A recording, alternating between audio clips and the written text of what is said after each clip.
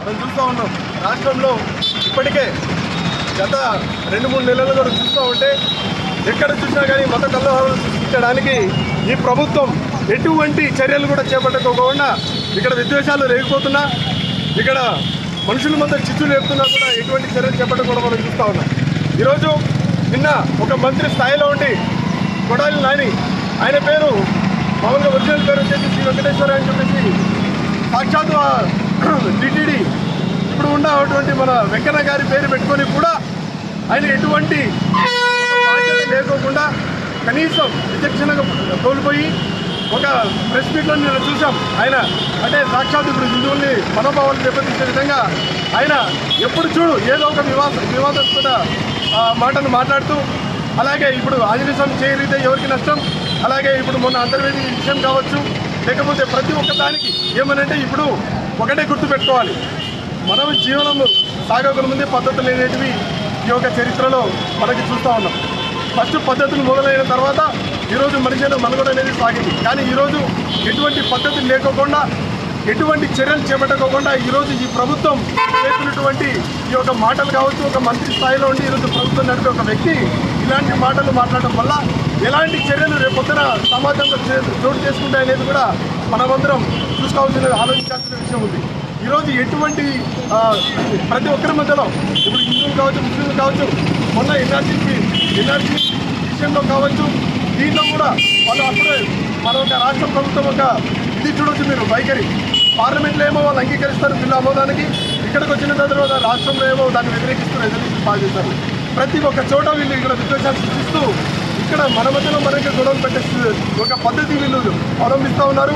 ఈరోజు జగన్మోహన్ రెడ్డి గారు సాక్షాత్ వాళ్ళ ఇంటికి ముందేమో ఆయన సింబల్ వేసుకుంటాడు, ఈరోజు డిక్లరేషన్ ఇవ్వమంటే మాత్రం ఇవ్వనని చెప్పేసి ఈరోజు మా పార్టీ అధ్యక్షురాలైనటువంటి సోనియా గాంధీ గారిని కూడా ఈరోజు వాళ్ళు అనే పరిస్థితి ఈరోజు చూసాం. ఆయన ఒకటే గుర్తుపెట్టుకోవాలి, ఆ రోజు ఈరోజు సోనియా గాంధీ గారు ఈ దేశ ఆడపడుచు. అదేవిధంగా వాళ్ళు ఎప్పటి నుంచో కూడా హిందూయిజంలోనే ఉన్నారు, వాళ్ళు బయట లేరు. కాబట్టి వాళ్ళు సపరేట్గా డిక్లరేషన్ ఇవ్వాల్సిన అవసరం లేదు. మీ నాన్న వైఎస్ రాజశేఖర రెడ్డి గారు కూడా ఆయన హిందూయిజంలోనే ఉన్నాడు, కాబట్టి ఆయన కూడా డిక్లరేషన్ ఇవ్వలేదు సీఎంగా ఉన్నప్పుడు. కానీ నువ్వు మాత్రం మీరు చేంజ్ అయినట్టు, మతం చేంజ్ అయినట్టు, లేకపోతే మీరు చేసినటువంటి మీ అమ్మగారు కావచ్చు, విజయమ్మ గారు కావచ్చు, లేకపోతే ఇప్పుడు మీకు వెళ్ళేటువంటి షర్మిల గారు కూడా కావచ్చు, మీరు మత ప్రబోధం చేయడం ప్రతి ఒక్కరు చూసిందే. కాబట్టే ఈరోజు మీరు డిక్లరేషన్ ఇవ్వమని అడిగారు. కాబట్టి మీరు ఎట్టి పరిస్థితుల్లో డిక్లరేషన్ ఇవ్వాల్సిందే. అదేవిధంగా డిక్లరేషన్ తీసే పద్ధతి కూడా ఒక అవకాశం లేదు. ఎప్పటి నుంచో బ్రిటిష్ కాలం నుంచి కూడా పద్ధతులు వస్తూ ఉన్నాయి. కాబట్టి ఈ యొక్క పద్ధతుల్లో మార్చడానికి కావచ్చు, లేకపోతే ఈ యొక్క హిందూ ధర్మాన్ని చేంజ్ చేయడానికి మీరు ప్రయత్నం చేస్తే ఎట్టి పరిస్థితుల్లో చూస్తూ ఊరుకోం. ఈరోజు బీజేపీ పార్టీ కేవలం మోసం చేస్తా, ఈరోజు మోసం చేసే వాళ్ళ పక్షాన్ని నిలబడే పార్టీ బీజేపీ పార్టీ. ఒక ఫేక్ హిందూయిజం అని చూపిస్తూ, ఒక నకిలీ దేశభక్తిని ప్రదర్శిస్తూ, నకిలీ భక్తిని ప్రదర్శిస్తూ ఈరోజు దేశాన్ని మోసం చేసే పరిస్థితి ఈరోజు మన దేశాన్ని చూస్తూ ఉన్నాం. కాబట్టి బీజేపీకి పార్టీని నమ్మకూడదు అనేది ఈరోజు హిందూయిజం ప్రతి ఒక్కరిని హిందూయిజం ఒక కల్చర్ అనేది నేర్పించింది.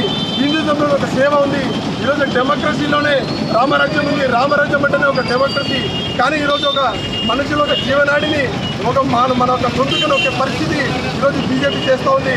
వాళ్ళు అనుకున్నటువంటి రామరాజ్యం ఎప్పుడు కూడా ఇటువంటి పరిస్థితుల్లో వచ్చే పరిస్థితి లేదు. కాబట్టి ఇప్పటికైనా మనమందరం ఈ ప్రభుత్వం చేస్తున్నటువంటి మోసాలను గుర్తించి మనం ముందుకు రావాలని మరొకసారి తెలియజేస్తూ, ఈ యొక్క మన ఒక టీటీడీ సంప్రదాయాన్ని మనమందరం కూడా కాపాడుకోవాలని మరొకసారి గొంతు లేపుతూ మనమందరం కూడా అండగా నిలవాలని తెలియజేస్తూ, కాంగ్రెస్ పార్టీ ఎప్పుడు కూడా పద్ధతులకు, అది హిందూ కావచ్చు, ముస్లిం కావచ్చు, క్రిస్టియన్ కావచ్చు, ఎవరి పద్ధతులు వారే కాబట్టి ప్రతి ఒక్కరి పద్ధతులకు కూడా మేము రెస్పెక్ట్ చేస్తామని, ప్రతి ఒక్కరిని గౌరవిస్తామని, డైవర్సిటీని మనం కొనసాగిస్తామని, భిన్నత్వంలో ఏకత్వాన్ని మనం కొనసాగిస్తామని, ఈ యొక్క మేరా భారత్ మహాన్ ముందు నిలబెట్టుకొని ముందుకు తీసుకెళ్లాల్సిన అవసరం మనమందరం ఉంది.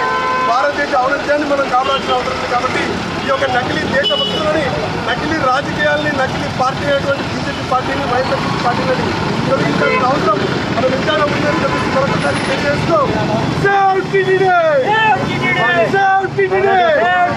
ప్రభుత్వ వైఖరి, ప్రభుత్వ వైఖరి. ఈరోజు మంత్రి గారు ఇక మంత్రి స్థాయిలో ఉండి ఆయన తప్పుతో పట్టించారు కాబట్టి ఆయన మీద క్రిమినల్ కేసు నమోదు చేయడానికి కూడా ఈరోజు ఎఫ్ఐఆర్ కాపీ నమోదు చేయాలని ప్రభుత్వం తీసుకెళ్తున్నాం.